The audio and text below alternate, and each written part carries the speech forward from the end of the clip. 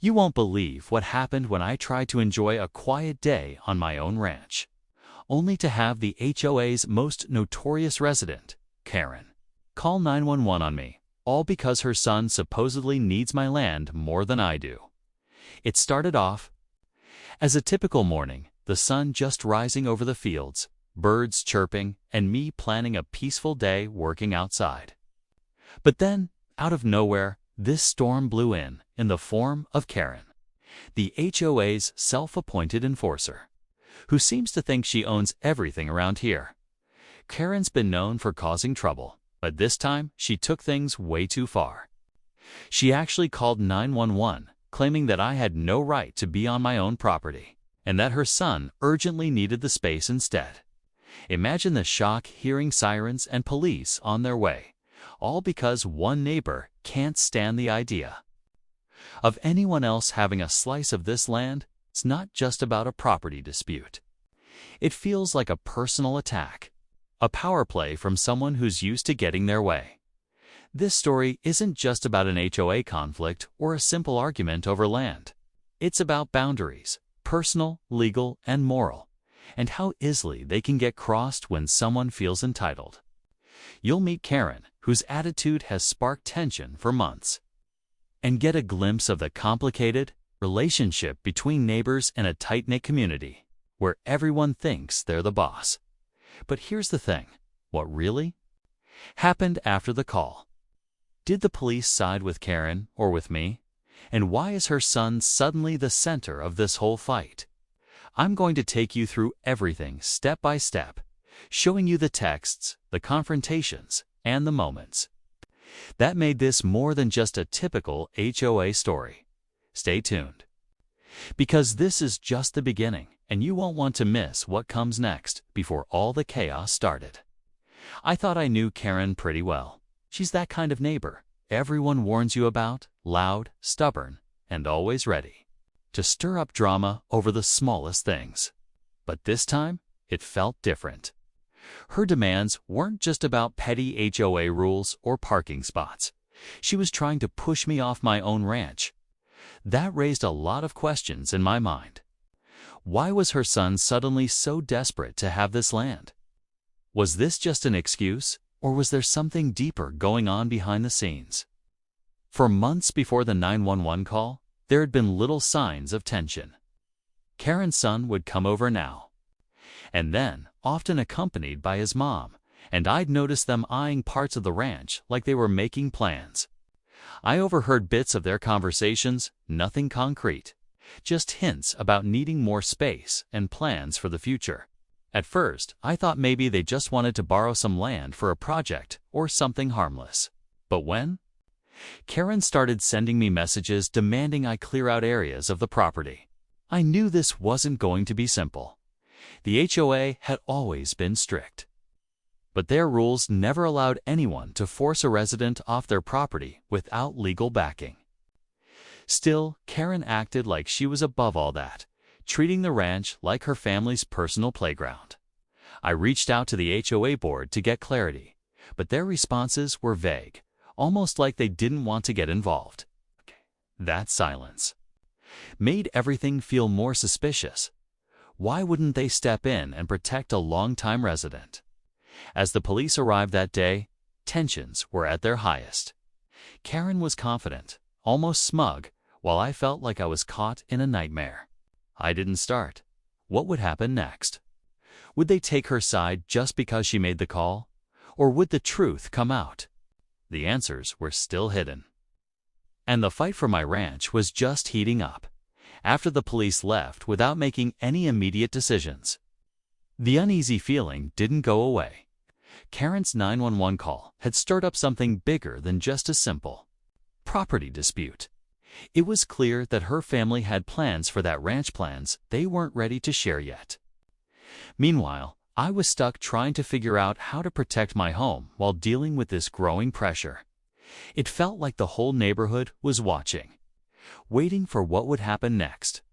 One thing I started noticing was how divided the community had become. Some neighbors quietly supported Karen, whispering about her son's needs and hinting that maybe I should just give up some land to keep the peace. Others, people who knew me and had seen Karen's aggressive behavior before, stood by me, worried about what this kind of bullying could lead to if it went unchecked.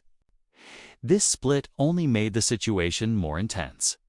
The HOA meetings became heated, with conversations about property rights, community rules, and fairness dominating every discussion, adding another layer to this conflict. Was the mysterious urgency behind Karen's son needing the land? Rumors began to circulate. Some said he was planning to build something big, maybe a business or a new home. Others thought there might be legal trouble or financial pressure pushing the family to expand their control.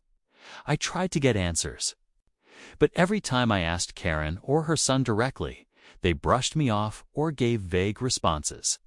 It was like they wanted to keep everyone in the dark, making it harder for me to prepare or respond. Meanwhile, the HOA's role felt murky. Their rules were supposed to protect all residents, but their silence and vague responses made me wonder if they were siding with Karen behind the scenes.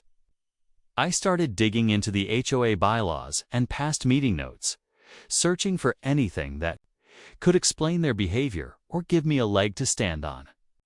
The more I uncovered, the more complicated it seemed. With tensions rising, the stakes were higher than ever. Would this fight be about land, power, or something none of us fully understood yet? The next moves could change everything. As days turned into weeks, the pressure didn't ease, it only grew heavier. Karen seemed more determined than ever, showing up at my property unannounced, her tone sharper, her demands louder. Each visit felt like an invasion, like she was trying to wear me down until I just gave in. Her son, too, started appearing more often, sometimes working on the edges of the ranch. His presence a constant reminder that this wasn't going to be over quietly. Meanwhile, the HOA meetings became a battlefield. Neighbors argued openly, some defending Karen's family, others rallying behind me. I could feel the community fracturing, the tension so thick you could almost touch it. What made it worse was the HOA's refusal to take a clear stand. They claimed to be investigating or reviewing rules, but the vague statements and delays felt like a stalling tactic, maybe even an attempt to buy time for Karen's side to gain the upper hand. I started getting mysterious messages. Some polite, some threatening, warning me to think carefully about pushing back. It was clear that this was no longer just about property lines. There was something bigger at stake, something no one wanted to talk about openly. I began to suspect there were hidden alliances and secrets tied to the land that went beyond what met the eye. Then came the night everything exploded. Karen showed up late, after dark, with her son and a small group of supporters. They blocked my driveway, flashing their phones and cameras, claiming I was trespassing on a section of the ranch that her son rightfully needed. I called the police again, but this time the situation felt different, more charged, more personal. The officers looked unsure, caught between conflicting stories and rising tempers. My heart raced as voices raised and accusations flew. Was this the moment it all came to a head? Would I lose the ranch I'd cared for all my life? The answer was still hanging in the air, thick with uncertainty. As the night stretched on and the confrontation grew more intense, just when I thought things couldn't get any worse, the situation took an unexpected turn that changed everything.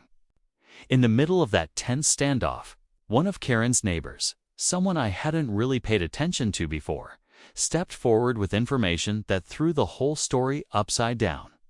It turned out there was an old, forgotten clause in the original property agreement tied to the ranch, something neither Karen nor the HOA had mentioned until now. This clause hinted that part of the land might actually be subject to a future development plan approved decades ago, one that could give Karen's son a legal claim if he pushed hard enough. The news hit me like a thunderbolt. All this time, I'd been fighting what felt like an unfair battle, but now it seemed there might be some truth to the rumors about why Karen was so desperate. Was her family really holding on to a secret advantage this whole time? And why had the HOA kept this hidden, letting the conflict escalate without warning me? The lines between neighborly dispute and something much bigger blurred fast. Suddenly, neighbors who had stayed quiet started picking sides more openly. Some swayed by this new twist, others rallying to protect me from what they saw as a sneaky attempt to take over my land. The community atmosphere shifted from tense to downright hostile. Emails flew back and forth, meetings grew more heated, and Karen's calls to the police became more frequent and urgent. All the while, I was left scrambling to get a lawyer involved, digging through old documents, trying to piece together a defense for a battle I never expected to fight. Every day brought new surprises, strange phone calls, unexpected visitors, and more pressure than I ever imagined, with the stakes higher than ever and the truth starting to unravel. The fight for my ranch wasn't just about land anymore. It was about justice, trust, and how far someone would go to claim what they believed was theirs. The day of the final showdown arrived faster than I expected. With my lawyer by my side and a stack of old documents proving my clear ownership of the ranch, I was ready to face Karen and the HOA head-on. The community gathered again, this time at a formal hearing organized by the HOA board to finally settle the dispute once and for all. The tension in the room was palpable. Karen, as usual, was confident, speaking loudly about her son's rights and the supposed urgency of his needs. But I stayed calm, presenting my evidence carefully, showing how the land had been in my family's name for years without any legal claims against it. Just when I thought I had the upper hand, the HOA board surprised everyone by announcing they had discovered an old agreement buried in the archives, one that gave the HOA some limited rights over the land to use it for community development. That was the twist no one expected. It wasn't enough to outright take the ranch, but it did give Karen's family a foothold for certain activities on the property. Complicating everything, at that moment, the room was split. Some neighbors sided with Karen, seeing this as a win, while others stood with me, shocked by how murky the situation had become. The board decided that the ranch would remain mine, but with conditions. Certain parts of the land could be used for projects benefiting the community, including Karen's son's plans. Neither side got everything they wanted, but a compromise was reached. Just as relief began to wash over me, the final surprise came. Karen's son quietly approached me after the meeting and revealed something unexpected. He had been under pressure from his family to push hard, but he didn't actually want to escalate the conflict. He hoped the compromise could finally bring peace. But he warned me that some HOA members weren't happy with the petition and might try to challenge it again. The fight for my ranch wasn't over yet. The battle lines were drawn, but at least now I knew where I stood and I was ready for whatever came next. After that intense meeting, things slowly started to settle down.